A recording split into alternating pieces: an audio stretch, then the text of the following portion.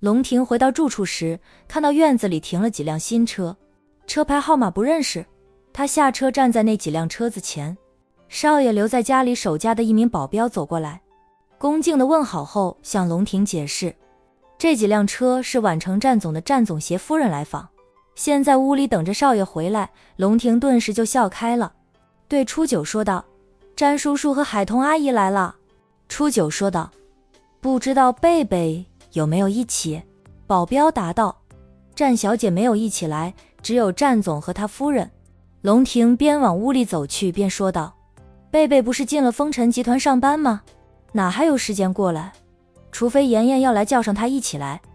自家妹妹在工作上有多么的铁面无私，龙婷是清楚的，在公司里就是他这个大哥，都得守着妍妍守的规章制度。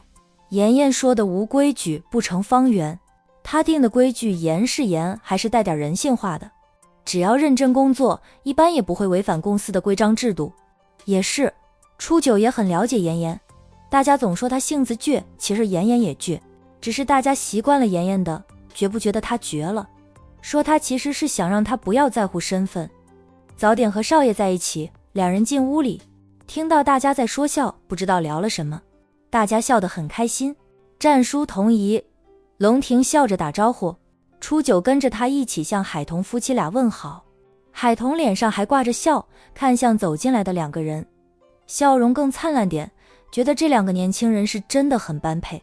听慕晴说，龙婷已经向初九表白了，慕晴亲自出马，有他妯娌俩推波助澜，龙婷想不表白都难。他要是敢不表白，慕晴真敢给初九安排相亲，到时候气死龙婷。万一初九看上了别人，有龙婷哭的时候。被海彤这样看着，初九有点不好意思。他问，童姨，你这样看着我，我有什么不妥吗？我看你脸上长出花来了，花开得很漂亮。海彤笑道，又对慕晴说道，不知道有段时间没有见过初九，总觉得初九越来越漂亮了。战印看了初九一眼，难得的夸赞了几句小贝，说道，人家初九本来就颜值高，各方面条件都很优秀，一点都不输于龙婷。海彤笑着对初九说道，初九，听到你战叔叔的话了吗？你战叔叔很少夸赞小贝的，你是真的很优秀，他才会夸你，就是他儿子他都不夸的。战印是很少会夸儿子，怕夸的儿子骄傲自大，但是女儿他却经常夸说那样子，女儿自信心十足，轮到女儿时，他就不怕女儿被夸得骄傲自大。龙婷初九，你们坐呀，别站着了。程琳琳朝两人招手，示意他们坐下来。初九看到大家的茶杯只有少许的茶水了，想去给大家重新泡壶茶。初九，不用再泡茶，我们喝了好几杯，再喝下去晚上睡不着觉就麻烦了。海彤叫住初九，不让初九再泡茶。他们也真的喝了好几杯的茶水，点心也吃了几块。慕晴也说道，很快就吃饭了，不用再泡茶，你和龙婷坐下来休息休息，等会儿就吃饭。本来我们想请你战叔和童姨到外面吃的，你童姨说在家里简单吃点就行，不用出去吃。程玲玲接过话来，咱们个个都会烧菜做饭，我们随便做出来的家常菜，味道也比外面酒楼的好吃，最主要是自己家里买的食材绝对新鲜，外面吃的饭菜有时候吃的是预制药，食材一点都不新鲜了，味道哪能和自己做的好吃。当然了，他们几个都会烧菜做饭，也没有下厨，家里有厨师，那是龙婷的保镖团，保镖团什么都会干。龙婷拉着初九找了两个位置坐下来，初九被他拉了手，有点不好意思，飞快地看了一下长辈们，见长辈们并没有什么反应，他才自然点。两个人不是没有拉过手，平时不会多想，也没有其他感觉，可自从龙婷向他表白后，只要龙婷拉一下他的手，他都觉得不好意思，还带点害羞的感觉。见鬼了，脸皮最厚的他居然会觉得害羞，难道这就是恋爱的味道吗？他还没有回复少爷，两个人也没有正式恋爱呢。长辈们是没有多想，两个小辈是一起长大的，拉拉手算什么？别说在他们的眼里，龙婷和初九是一对儿，就算还没有看出来的，也不会觉得有什么。主要是两人一起生活了18年。童姨，你和战叔是出差还是旅游？龙婷问道。海彤说道，我们过来玩的，旅游生意上的事交给宝宝了。我们一把年纪也该享受享受了。年轻的时候忙着生意，有了孩子后又要顾着孩子，就算出门也是拖家带口出门旅游，玩得不能尽兴。你们小时候只有去游乐园才会玩得开心，去逛街嫌累脚，去看风景名胜。你们年纪小又不懂得欣赏，现在你们都大了，能独当一面，我们年纪渐大，也该放手放权了，让自己轻松轻松。还能走得动就出来走一走，看看名山大川。H 市也有很多景区吧，我们准备在这里待。上一周的时间这里没那么热，宛城现在热得很，一天到晚都离不开空调，就是早上跑跑步都能浑身湿透，太热了，一年比一年热。以前海童还能坚持天天晨跑，这几年一到夏天，他就在家里的健身房锻炼，懒得出去跑了。健身房有跑步机，在跑步机上跑步也是一样的效果。有的 H 市也是一个热门的旅游城市，那明天我和初九陪你们到处走走。战叔和童姨难得来一趟，龙婷觉得自己该尽一下地主之谊的。战叔童姨，你们在我这里住下，别去住酒店，我这里多的是客房，这主院里有很多客房，旁边的偏院也有。海童笑道，龙婷，我们不会跟你客气的，既然来了 H 市，我和你战叔是厚着脸皮在你这里住上几天的。我和你战叔跟你妈妈和师傅一起住在药园那边吧，那边的风景我特别喜欢，有药香味。龙婷说道，也行，同意是不要跟我见外，以后只要你们来了 H 市吃住都在我这里，需要导游我也给你们安排2个。同意，你们的车子是租的吗？不用租的，我车库里有几辆闲车，你们随便开。男人大多数都喜欢车子，龙婷也不例外，他的车库里买了很多车，都可以办车展了，他一个人用不了那么多的车子，配给保镖团的保镖车没有算在内呢，是租的。战印温和的道，定金都付了，就用着吧，也就用上几天的时间。他们千里迢迢过来，是坐的飞机，战家在这边又没有产业，只能租车用。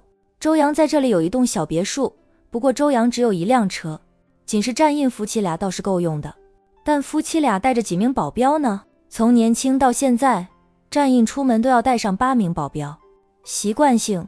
结婚后有段时候他没有带保镖，想着他都结婚了，整个宛城的人都知道他有老婆了，不带保镖也不会有人再纠缠他吧。谁知道还是有人喜欢他，纠缠他，甚至找上门来，要求与海童共享他。战印只得重新带着保镖团出门，不给任何女性接近他的机会。这个习惯几十年了，就算一把年纪了，依旧是这样。用他老婆的话说，他老了也是个帅老公，迷倒一般中老年的女人，就是年轻的小姑娘也还有人对他心动的。况且他保养得好，看上去像40出头的人，跟儿子走在一起，别人会以为是兄弟俩。他比儿子更成熟稳重，魅力无边。宝宝有时候就不喜欢和爸爸一起出席活动，说爸爸随时抢走他的风头，哈哈。洋洋知道你们过来吗？龙婷问洋洋明天要出差，他说出差回来了就过来。同意战术，要不你们多住几天，等洋洋过来了，大家还能再聚一聚。战印和海童过来玩，是海童的意思。他听说穆琴和程玲玲来了，他就想来凑热闹。战印不放心他一个人来，便将公司交给儿子，陪着老婆千里迢迢过来看热闹了。借口当然是旅游，总不能说是来看龙婷如何追妻吧。还有就是他们过来也算是给龙婷撑腰，让大家知道龙婷不是一个人，她身后站着好几大家族，谁动了龙婷，就是跟他们几大豪门家族为敌。别欺负他们离得远，只要他们想帮龙婷，分分钟能过来帮龙婷对付仇家。洋洋平时有空就会去我家小住2天，经常跟他的兄弟们聚餐。不过他要是来得早，我们可以多玩几天，等他过来大家吃一顿饭，热闹热闹再走，难得过来一次。我们肯定还要去一下老六那边的，先来了你这里都不敢让你战六叔他们知道，否则欧阳雅早就杀过来把我们提溜过去了。来了这边不去欧阳雅家里住上几天，欧阳雅能跟他们急？战远又是战印一母同胞亲弟弟，兄弟俩平时也就过年才能聚一聚，寒暑假都是孩子们送回老家。战远留在家里给他老婆做饭。没办法，欧阳雅嘴巴太挑，又要管着娘家庞大的生意。以前欧阳俊还不能接手，事事都是欧阳雅，他顶多能腾出1-2天时间，再多就很难腾出来了。1-2天时间回一趟宛城根本不够，就是坐飞机来回都去了1天了。去机场的路上，坐飞机的时间从机场坐车回悠悠山庄，真的要花上1天的时间。也就是现在孩子长大了，欧阳俊也能接管家族事业，欧阳雅才能喘口气。饶是如此，他也不好走远，还有太多事情要操心的。操心2个弟弟的人生大事，等2个弟弟结婚后，又得操心长子的婚事了。操心的人真的有着操不完的心。龙庭笑道，那是。2人先来他这里真正的目的是什么？龙庭心知肚明。大家聊了一会儿，兼职厨师的保镖做好了饭菜，从厨房里出来招呼大家吃饭。都是大家族出来的，吃饭的时候他们不会过多的闲聊。吃完饭，3个女人叫上初九陪伴，说要出去散散步消消食。战印和龙庭留在家里，不跟着去参与女人们的八卦了。等几个女人出去后，战印才问龙庭，一切顺利吗？有用得着我们的地方尽管开口，不用跟我们客气。谢谢战叔，一切顺利，至少表面是很顺利的。家主信物都在我这里，只要拿出了信物，他们再不服气也得捏着鼻子认下我这个家主。后面有多少风浪就不知道了，我也不怕。在走出这一步棋时，就做好了迎接暴风雨的心理准备。需要战叔帮忙时，我不会跟战叔客气的。战印点点头，你的本事我们是知道的，其他的都是次要的，安全及健康最重要。战叔，我知道，我会很小心的在外面吃的喝的，没有经过初九的手，我是不会随便吃喝的，怕别人给他下毒。不过他会解毒，身上也随时都带着能解百毒的百毒丸，是师公研制出来的。师傅继承了师傅的衣钵后，又传给了他和初九，敢对他们下毒那就是找抽。这些事我们倒是不担心，相信你能解决你和初九。什么时候请我们喝喜酒？听你穆妈妈说你向初九表白的了，初九没有接受吗？你的毛衣织成怎么样了？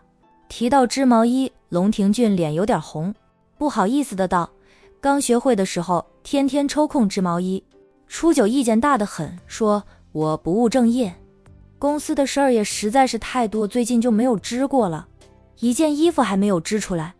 原本想织出那件毛衣送给初九时，向初九表白的被穆妈妈和师傅推了2把。龙庭提前向初九表白，那件毛衣连一半都没有织出来。战印笑，慢慢来，既然有了个开头，就要坚持下去，我们还等着看你的毛衣成果呢。你是不知道的，知道你为初九织毛衣时，你同意差点也叫我去学织毛衣了，还好他也就是开玩笑说说，并没有真的让我学织毛衣。苏猛就在学织毛衣，说不能让贝贝羡慕你妹妹和初九，因为欧阳家的小子也是这样说的，在学着织毛衣，要为妍妍织件爱心毛衣。苏猛就有样学样了，